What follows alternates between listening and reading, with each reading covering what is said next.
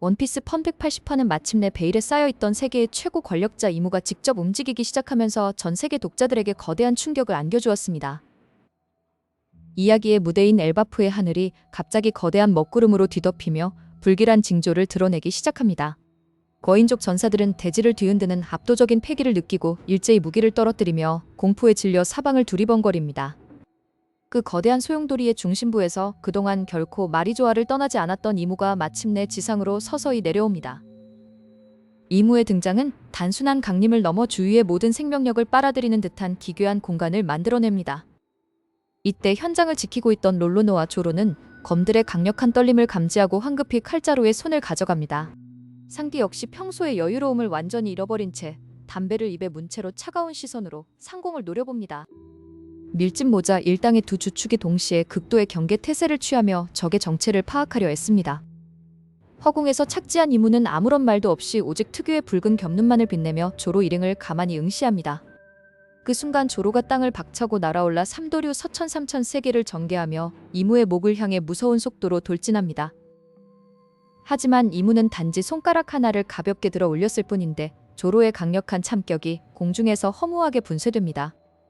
엄청난 반동과 함께 조로는 가슴에 깊은 충격을 입고 피를 토하며 먼바닥으로 사정없이 곤두박질 칩니다. 동료의 부상에 분노한 상디가 지면을 강하게 축성하며 디아블 잠부의 진화형인 마신 잠부를 발동시킵니다.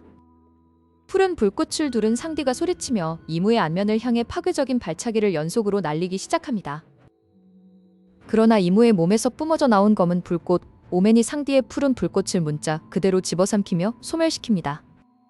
다리에 심각한 화상을 입은 상디는 비명을 지르며 뒤로 밀려나 바닥을 거칠게 뒹굽니다. 단 몇 초 만에 밀짚 모자 일당의 최고 전력 2명이 완전히 제압당하는 절망적인 상황이 연출되었습니다. 이무는 쓰러진 그들을 더 이상 쳐다보지도 않고 원래의 목적지인 신의 기사단이 갇혀있는 곳으로 발걸음을 옮깁니다. 그곳에는 이미 거인족 전사들과의 격전 끝에 만신창이가 된 신의 기사단 단원들이 쓰러져 있었습니다. 기사단의 수장인 피거랜드 갈링성마저도 상처를 입은 채 참담한 표정으로 무릎을 꿇고 주군의 강림을 맞이합니다. 이무는 자신의 정예 부대가 패배한 것에 대해 아무런 질책도 하지 않고 오직 차가운 기운만을 내뿜습니다.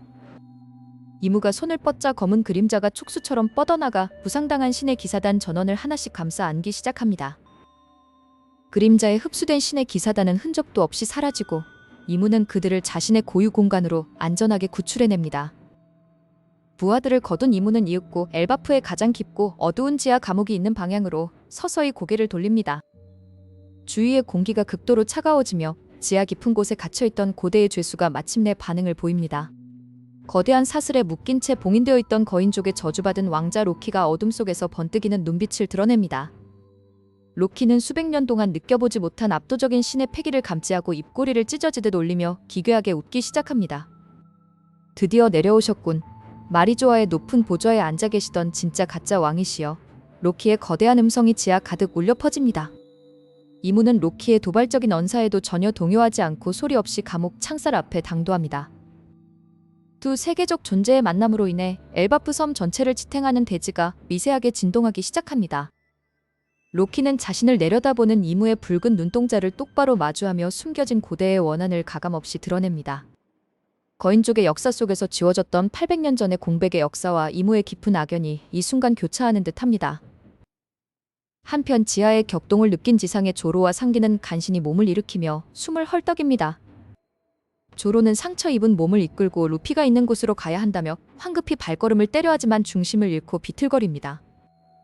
상디 또한 이무가 풍기던 검은 불꽃의 이질적인 열기가 아직도 피부를 태우는 것 같다며 경악을 금치 못합니다. 이무가 지상에 내려와 보여준 압도적인 힘의 격차는 지금까지 밀짚 모자 일당이 상대해온 적들과는 차원이 달랐습니다. 다시 지하 감옥으로 돌아와 이무는 마침내 로키를 향해 처음으로 나지막한 음성을 내뱉기 시작합니다. 그 목소리는 마치 수천 명의 망령이 동시에 속삭이는 듯한 기괴한 울림을 동반하여 감옥의 사슬들을 뒤흔듭니다. 이무의 첫 마디를 들은 로키의 조소하던 얼굴이 순식간에 차갑게 굳어지며 눈동자가 크게 흔들리기 시작합니다. 과연 세계의 왕 이무가 봉인된 거인족의 왕자 로키에게 건넨 첫 번째 충격적인 제안의 진실은 무엇일까요? 이제 우리는 이무가 보여준 그 압도적인 기술인 검은 불꽃, 오맨에 대해 집중해야 합니다. 짝종 묘사된 오매는 단순한 불꽃이 아니라 주변의 빛마저 빨아들이는 듯한 칠흑 같은 어둠을 띠고 있었습니다. 이 불꽃의 이름인 오매는 징조 혹은 전조를 뜻하며 무언가 불길한 사건이 시작됨을 암시합니다. 먼저 우리는 이무의 등에 돋아난 검은 날개와 불꽃의 상관관계를 살펴볼 필요가 있습니다. 과거 킹이 보여주었던 루나리아 일족의 특징은 등에 타오르는 붉은 불꽃과 검은 날개였습니다. 하지만 이무가 사용한 불꽃은 루나리아의 붉은 불꽃과는 완전히 대비되는 색상을 보여줍니다. 이것은 이무가 루나리아 일족의 상위 호환이거나 혹은 그들의 근원이 되는 존재일 가능성을 시사합니다. 루나리아 일족이 태양의 가호를 받는 존재라면 이무는 그 반대편에 서 있는 시면의 통제자일 것입니다. 주목할 점은 이무의 공격이 조로의 무장색 패기조차 무력화시켰다는 사실입니다. 이는 오맨이 단순한 물리적 타격이 아닌 고대 변기마더 플레임과 유사한 에너지를 담고 있음을 뜻합니다. 베가펑크가 재현하려고 했던 무한한 에너지는 사실 이무의 불꽃을 모방한 것일지도 모릅니다. 만약 오맨이 마더 플레임의 오리지널 형태라면 그 파괴력은 섬 하나를 지우는 수준을 넘어설 것입니다. 이무의 외형에서 발견된 또 다른 특징은 그의 눈동자에 새겨진 다중 원형 무늬입니다. 이 문양은 미호크나 드니샤의 눈에서도 발견된 바 있는 특별한 관찰자의 표식입니다. 하지만 이무의 눈은 그들보다 훨씬 더 선명하고 붉게 빛나며 압도적인 위압감을 내뿜습니다. 전문가들은 이 눈이 고대 문명에서 내려오던 신을 보는 눈이라고 추측하고 있습니다. 이 눈을 통해 이무는 엘바프의 깊은 곳에 봉인된 에너지의 흐름을 읽어내고 있었습니다. 로키가 이무를 보고 전율했던 이유도 바로 이 신격화된 눈빛 때문이었을 가능성이 큽니다. 이무는 오맨을 손끝에서 쏘아 올려 순식간에 거대한 폭발을 일으켰습니다. 상디의 강력한 이프리트 잠부마저 이 검은 불꽃 앞에서는 불길이 꺼지듯 사라졌습니다. 이는 오맨이 열에너지를 소모시키는 성질을 가지고 있음을 암시하는 대목입니다. 과연 이무는 이 불꽃을 통해 영원한 생명을 유지하고 있는 것일까요?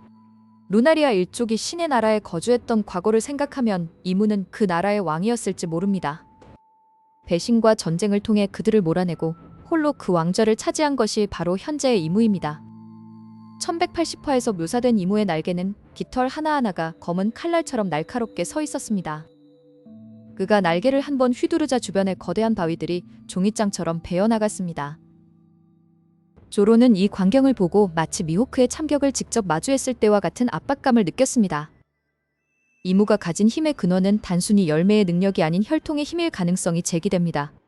고대부터 전해 내려온 최강의 혈통 인자가 이무의 몸속에 완벽하게 보존되어 있는 것입니다. 여기서 우리는 드니샤가 이무를 보고 죄인이라 불렀던 이유를 다시 떠올려야 합니다. 이무는 자신의 혈통을 유지하기 위해 동족을 희생시킨 잔혹한 왕이었을지도 모릅니다. 오맨의 검은 불꽃은 그 희생된 영혼들의 원한이 응축된 결과물이라는 가설도 존재합니다. 이무는 로키에게 다가가 그의 눈을 똑바로 응시하며 말했습니다. 거인족의 긍지는 나의 불꽃 앞에서 제가 될 뿐이다라는 그의 목소리는 대기를 진동시켰습니다. 로키는 그 순간 자신의 안에 잠들어 있던 고대의 공포를 다시 마주하게 되었습니다. 이무의 무력은 이제까지 우리가 보아온 그 어떤 상황이나 해군 대장과도 차원이 다릅니다. 그는 존재 자체로 세계의 균형을 무너뜨리는 절대적인 파괴신에 가깝습니다. 하지만 이런 무적에 가까운 이무에게도 치명적인 약점이 존재한다는 실마리가 포착되었습니다. 그것은 바로 도플라밍고가 목숨을 걸고 언급했던 마리조아의 국보와 관련이 있습니다. 국보가 가진 고대 기술력의 비밀이 이무의 오맨을 중화시킬 수 있는 유일한 열쇠일지 모릅니다.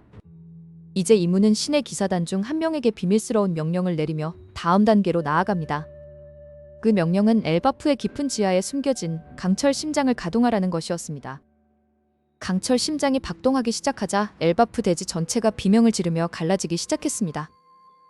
과연 이무가 깨우려는 고대 기술의 정체와 그가 숨기고 있는 불사의 한계는 무엇일까요?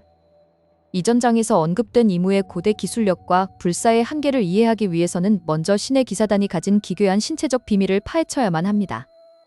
원피스 최신화에서 밝혀진 신의 기사단의 가장 충격적인 설정은 바로 그들이 평범한 인간의 심장이 아닌 강철 심장을 가지고 있다는 점입니다.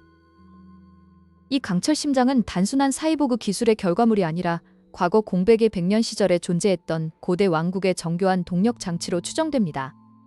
세계 정부의 최고 권력인 신의 기사단이 이러한 인공적인 장치에 의존해 생명을 유지하고 있다는 사실은 대단히 이례적인 부분입니다.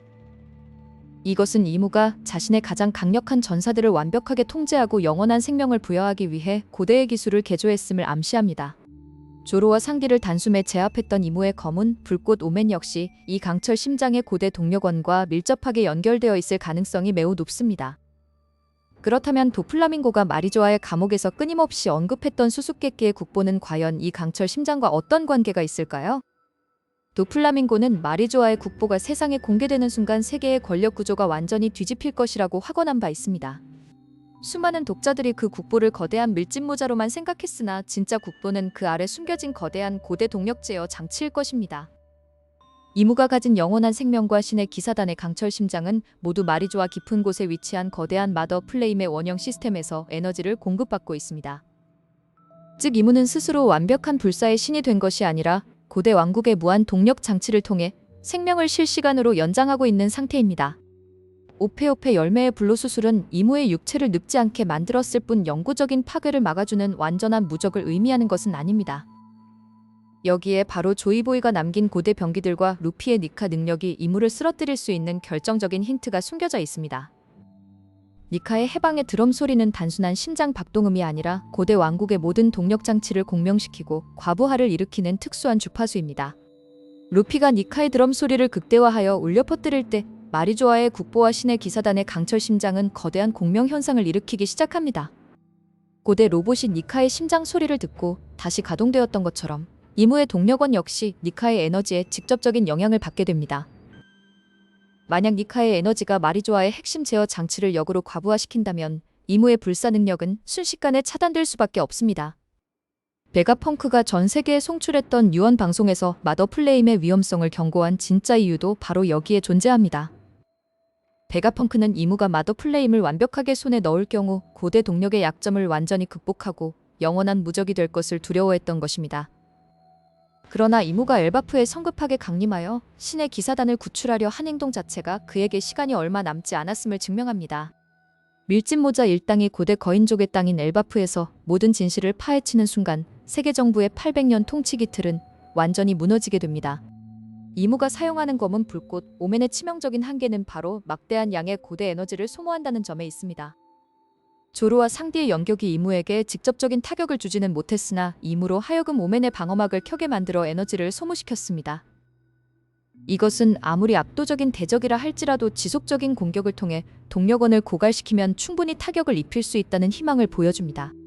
고대 왕국의 생존자이자 세계의 왕인 이무가 숨겨온 진짜 이름과 가문 역시 이 마리조아 국보의 제어권과 연결되어 있습니다. 네페르타리 가문의 코브라 국왕이 이무의 이름을 듣고 경악했던 이유는 그가 최초의 20인 중 한 명이자 영원히 살아있는 괴물이기 때문이었습니다. 하지만 800년 동안 유지되어 온 그 가짜 신화는 이제 루피가 이끄는 신시대의 물결 앞에서 완전히 파헤쳐질 준비를 마쳤습니다. 엘바프에서 벌어질 최종적인 대결은 단순한 무력의 충돌이 아니라 고대 기술의 제어권을 둘러싼 거대한 연출이 될 것입니다. 도플라밍고가 예언했던 권력의 추락은 이무의 동력 장치가 파괴되어 신의 기사단과 이무가 일시에 무력화되는 순간 실현됩니다. 검은 불꽃 오멘의 연기와 루나리아 일족의 비밀, 그리고 강철 심장의 수수께끼는 모두 이 하나의 거대한 고대 음모로 귀결됩니다. 원피스 1180화는 이무의 무자비한 강림을 보여줌과 동시에 역설적으로 그가 가진 가장 치명적인 약점의 단서들을 독자들에게 제공했습니다. 이제 밀짚 모자 일당과 혁명군 그리고 전 세계의 반역자들이 이 거대한 진실을 중심으로 집결하기 시작할 것입니다. 마리조아의 국보 아래 잠들어 있는 무한 동력의 원형이 정지하는 그날 이무의 가짜 신성은 연기처럼 사라지게 됩니다. 조로와 상디가 보여준 불굴의 투지는 신에게도 상처를 입힐 수 있고 그의 에너지를 고갈시킬 수 있다는 최고의 증거였습니다.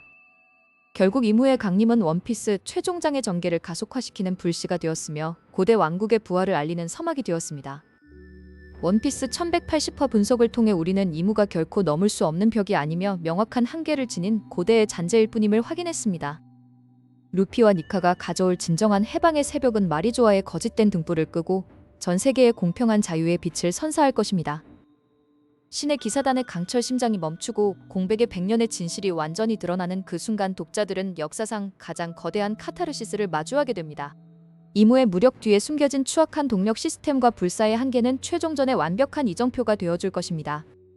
이것으로 이무의 강림과 검은 불꽃 오멘, 그리고 신의 기사단의 강철 심장에 숨겨진 마리조아 국보의 모든 분석을 완벽하게 마칩니다.